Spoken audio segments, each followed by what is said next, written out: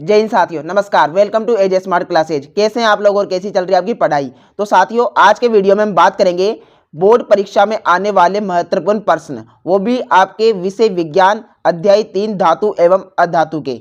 तो कक्षा 10 के विद्यार्थी आप होंगे अगर आपने वीडियो चलाया है तो आप सभी को पहले तो मैं बता दूं कि आपकी जो परीक्षा की डेट है वो आ चुकी है।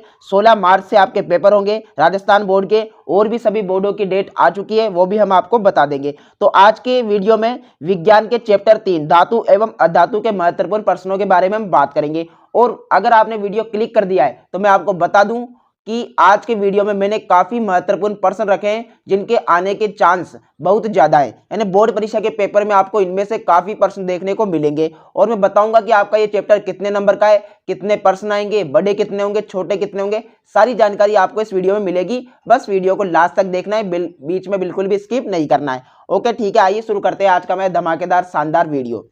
तो स्क्रीन पे आप देखें, यहाँ पर मैंने लिखा है बोर्ड परीक्षा में आने वाले महत्वपूर्ण प्रश्न। ठीक है, अध्याय 3 के हैं धातु एवं अधातु, और इस चैप्टर की बात करेगी। ये चैप्टर बोर्ड परीक्षा में आपके कितने नंबर का रहेगा, तो मैं आपको बता दूं साथियों कि ये जो चैप्टर है आपको 4 नंबर देने वाला है बोर्ड परीक्षा के पेपर में। कितना? 4 बहुत छोटे आपको लग रहे होंगे, लेकिन आप दिमाग लगाना साथियों, एक एक नंबर से हमारी परसेंटेज बहुत ही ऊपर जाती है। तो इसलिए आपको 4 नंबर भी काफी ज्यादा इंपॉर्टेंट है। और सवाल कितने आएंगे? 3 आएंगे, जिसमें से एक प्रश्न आएगा 1 नंबर का, दूसरा भी 1 नंबर का, और तीसरा प्रश्न आएगा 2 नंबर का। यानी कि सिंपल सा है कि इस चैप्टर से बहुत ही छोटे प्रश्न आपको देखने को मिलेंगे, बहुत ही छोटे। कोई भी बड़ा प्रश्न आने की संभावना ही नहीं है, क्योंकि 1+1+2 के आपको यहाँ पर दिए गए हैं रेशो। ठीक है, तो अब इसकी बात करें क्वेश्चनों की, तो बहुत ज्यादा इंपॉर्टेंट क्वेश्चन है। मैंने कहां से लिए हैं ये क्वेश्चन आपको बता दूं कि जो राजस्थान बोर्ड और सभी बोर्डों द्वारा मॉडल पेपर दिए जाते हैं उनसे क्वेश्चन है, पिछले साल के पेपरों में आए हुए क्वेश्चन है, और आपका जो बोर्ड द्वारा प्रश्न बैंक जारी किया जाता है यानी क्वेश्चन बैंक, उसमें से भी मैंने काफी प्रश्न लिए हैं। तो क्वेश्चन नंबर 1 है जो बोर्ड के मॉडल पेपर में पूछा गया था, मिश्र धातु के 2 उदाहरण दीजिए। तो मिश्र धातु के 2 उदाहरण देने, मिश्र धातु क्या होती है डेफिनेशन आएगी आगे, फिर भी मैं आपको बता दूं कि ऐसी धातुएं जिनमें 2 या 2 से अधिक धातुएं या अधातुएं समांगी मिश्रण के रूप में मौजूद हो। तो यहां पर हम बात करते हैं, सबसे पहली जो आपकी मिश्र धातु वह हो जाएगी पीतल। कौन सी हो जाएगी? पीतल। और दूसरी की बात करें वो आपकी हो जाएगी कांसा। ठीक है, पीतल और कांसा क्या है? आपकी मिश्र धातु है। ठीक है, एग्जाम में आप ये लिख देना तो आपका एकदम राइट आंसर हो जाएगा, पीतल, कांसा। और भी बताऊं तो एक होती है सोल्डर। 2 ही पूछा था, मैं आपको 3 बता देता हूं ना। सोल्डर भी क्या है? मिश्र धातु है। ओके, इसके बाद क्वेश्चन नंबर 2 क्या बोल रहा है? लोहे को जंग से बचाने के 2 तरीके बताइए। तो लोहे को जंग से बचाने का पहला जो तरीका है वह तो है यसद लेपन। क्या है? यसद लेपन। ठीक है, यसद लेपन हो जाएगा। और एक आपका हो जाएगा पेंट करके। ठीक है, पेंट करके, ग्रीज लगा के, इस तरीके से हम क्या है लोहे को जंग से बचा सकते हैं। ओके, तो आप ये 2 लिख देना। ठीक है, इसके बाद नेक्स्ट की बात करें, तत्व कितने प्रकार के होते हैं? Very important question. तत्व कितने प्रकार के होते हैं? नाम लिखिए। तो आपको याद रखना है चैप्टर के अकॉर्डिंग तत्व कितने प्रकार के होते हैं? 3 प्रकार के होते हैं। पहले की बात करें तो पहला होता है आपका धातु। कौन सा होता है? धातु। और दूसरा आपका होता है अधातु। ठीक है, और तीसरे की बात करें वो आपका होता है मिश्र धातु। कौन सा? मिश्र धातु। तो तत्व कितने प्रकार के? 3 प्रकार के हो गए, धातु, अधातु एवं मिश्र धातु या उपधातु। तो आप ये लिख देना एग्जाम में क्वेश्चन आए तो। ठीक है, क्वेश्चन नंबर 4 की बात करें, ग्रेफाइट विद्युत का क्या होता है? सभी बच्चों को मैं देख रहा हूं आपकी कमेंट, सभी बच्चों को गुड इवनिंग। आप बस अभी पढ़ाई पे फोकस कीजिएगा, फिर आपको कोई सवाल समझ नहीं आए ना तो उसके बाद आप कमेंट कर सकते हैं। ग्रेफाइट विद्युत का क्या होता है? तो ग्रेफाइट विद्युत का क्या होता है? तो ग्रेफाइट विद्युत का क्या होता है? सुचालक होता है। क्या होता है साथियों? सुचालक। यानी कि ग्रेफाइट में विद्युत धारा प्रवाहित हो सकती है। तो आप याद रखना है ग्रेफाइट क्या होता है? विद्युत का सुचालक होता है। ओके ठीक है, क्वेश्चन नंबर 5 की बात करें, कौन अधातु होते हुए भी चमकीला है? कौन अधातु? यानी अधातु आपको पता है सभी प्रकार की गैसें जो चमकती नहीं है, लेकिन कौन अधातु होते हुए भी चमकता है? तो आपको याद रखना है वह है आपका आयोडीन। वेरी इंपॉर्टेंट क्वेश्चन है, आयोडीन अधातु होते हुए भी क्या है? चमकता ही है। ठीक है, याद रखेंगे। ओके, याद रखना है। क्वेश्चन नंबर नेक्स्ट की बात करें 6, आघात वर्धनीयता क्या है? आघात वर्धनीयता क्या है? तो आप इसमें लिखेंगे धातु को, यहां पे लिख दे धातु को जिस गुण के कारण, ये पेन थोड़ा नहीं चल रहा है साथियों, फिर भी मैं आपको बोल के बता, धातु को जिस गुण के कारण पीटकर सीधा किया जाता है ना, उसे कहते हैं आघात वर्तनीयता। धातु को जिस गुण के कारण, ठीक है, धातु को जिस गुण के कारण पीटकर सीधा किया जाता है, ठीक है, पीटकर सीधा किया जाता है, उसे क्या बोलते हैं? आघात वर्धनीयता कहते हैं। याद रहेगा, परिभाषा सिंपल सी हो जाएगी, धातु को जिस गुण के कारण पीटकर सीधा किया जाता है उसे आघात वर्धनीयता कहते हैं। ठीक है, इसके बाद नेक्स्ट की बात करें, विद्युत बल्ब का तंतु किस धातु का बना होता है? जो आपने बल्ब देखे होंगे, पहले आते थे जो इस प्रकार के जो आपके बल्ब होते थे, तो यहाँ पर इस प्रकार कोई तंतु होता था, तो ये जो तंतु है ये किसका बना होता है? तो आपको याद रखना है ये होता है टंगिस्टन धातु का। कौन सी धातु का? टंगिस्टन धातु का। ओके, याद रहेगा, ठीक है, याद रखना है, भूलना नहीं है। क्वेश्चन नंबर 8 की बात करें, सबसे कठोर प्राकृतिक तत्व, यानी सबसे कठोर जो है प्राकृतिक तत्व कौन सा है? तो आपको याद रखना है हीरा है। कौन सा है? हीरा। अब तक का सबसे ज्ञात कठोर प्राकृतिक तत्व कौन सा है? हीरा है। ओके, इसके बाद क्वेश्चन नंबर 9 क्या बोल रहा है? लोहे व इस्पात को जंग से सुरक्षित रखने के लिए किस धातु की परत चढ़ाई जाती है? तो आपको याद रखना है जस्ते की परत चढ़ाई जाती है साथियों। किससे की? जस्ते की। और इस जस्ते को ही क्या कहा जाता है साथियों? इस जस्ते को जिंक कहा जाता है, और जिसका नाम मैं बताऊं जेडेनम इसे लिखते हैं, ये इसका प्रतीक है। ठीक है, तो लोहे व इस्पात को जंग से सुरक्षित रखने के लिए किस धातु की परत चढ़ाई जाती है? जस्ते की परत चढ़ाई जाती है, जिसे जिंक जेडेन बोलते हैं। ओके, क्वेश्चन नंबर 10 की बात करें, पृथ्वी पर सबसे अधिक पाई जाने वाली धातु का नाम। सबसे अधिक पाई जाने वाली धातु कौन सी है? अम्लीय, आपको याद रखना है। ठीक है, ओके, इसके बाद हम बात करें नेक्स्ट क्वेश्चन की। यहाँ पे साथियों ये थोड़ा भंजन लिखा हुआ है, लेकिन वैसे ये भर्जन है। क्या है? भर्जन है। ये लिखने में साथियों पीडीएफ में गलती हो गई थी। ये जो यहाँ पर ये भंजन है ना, ये भंजन नहीं है, ये क्या है आपका? भर्जन है। क्या है? भर्जन है। ठीक है, तो भर्जन में कौन सी गैस निकलती है? तो आपको याद रखना है भर्जन में जो गैस निकलती है वह आपकी होती है सल्फर डाइऑक्साइड। कौन सी? Sulphur dioxide. Very important question है। जब आप ये अभिक्रिया आपने पढ़ी होगी चैप्टर में, नहीं पढ़ी है तो मैं आपको बता दूं कि भर्जन में क्या है? सल्फर डाइऑक्साइड गैस निकलती है। इसके बाद है नेक्स्ट क्वेश्चन, क्वेश्चन नंबर 13, निस्तापन में कौन सी गैस निकलती है? तो निस्तापन में कौन सी गैस निकलती है? अभी सल्फर डाइऑक्साइड तो भर्जन में थी, और इसमें आपकी निकल जाएगी कार्बन डाइऑक्साइड गैस। क्या निस्तापन में कौन सी गैस?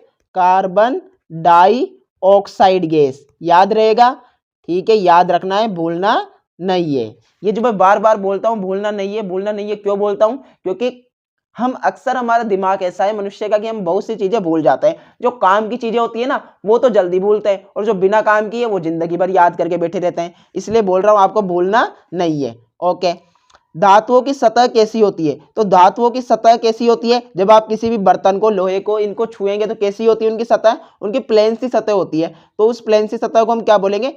चिकनी बोलेंगे। क्या बोलेंगे? चिकनी सतह होती है धातुओं की। कैसी सतह होती है? चिकनी। ठीक है, इसके बाद क्वेश्चन नंबर 15 क्या बोल रहा है? दो धातुओं का नाम लिखिए जो प्रकृति में मुक्त रूप से पाई जाती है। दो धातुओं का नाम लिखिए जो प्रकृति में मुक्त, आराम से मुक्त रूप में पाई जाती है। तो एक तो आपका हो जाएगा इसमें, आप इसमें लिख देंगे सोना और प्लेटिनम। कौन सी? सोना और प्लेटिनम। ठीक है, तो आपके इसमें राइट आंसर हो जाए क्वेश्चन नंबर 15 में। ठीक है, सोना और प्लेटिनम। इसके बाद क्वेश्चन नंबर 16 की बात करें, तांबा व जस्ते से बनी एक मिश्र धातु का नाम। तो तांबा और जस्ते से याद रखिए पीतल बनता है। क्या बनता है? पीतल बनता है। तांबे व जस्ते से कौन सी धातु बनती है? कौन सी मिश्र धातु बनती है? पीतल। ओके, क्वेश्चन नंबर 17 क्या बोल रहा है? वेरी इंपॉर्टेंट क्वेश्चन है सारे। तांबे और टिन से, तो तांबे और टिन से याद रखो कांसा बनता है आपका। क्या बनता है? कांसा। ठीक है, याद रहेगा। ओके, याद रखना है। उसके बाद क्वेश्चन नंबर 18 भी इंपॉर्टेंट है, सीसा व टिन। सीसा व टिन से बनी मिश्र धातु का नाम, तो वह आपकी होती है सोल्डर। कौन सी? सोल्डर। ओके, याद रहेगा, याद रखना है, भूलना नहीं है। सोल्डर का प्रमुख उपयोग लिखिए। तो सोल्डर का उपयोग मैं आपको बताऊं तो ये क्या है? सोल्डर का जो उपयोग है ना, सोना चांदी आदि के जो आभूषण होते हैं ना, सोना चांदी के आभूषणों में टांका लगाने के लिए किया जाता है। टांका लगाने में, ठीक है, बोल के बता रहा हूं, आप एग्जाम में लिख देना।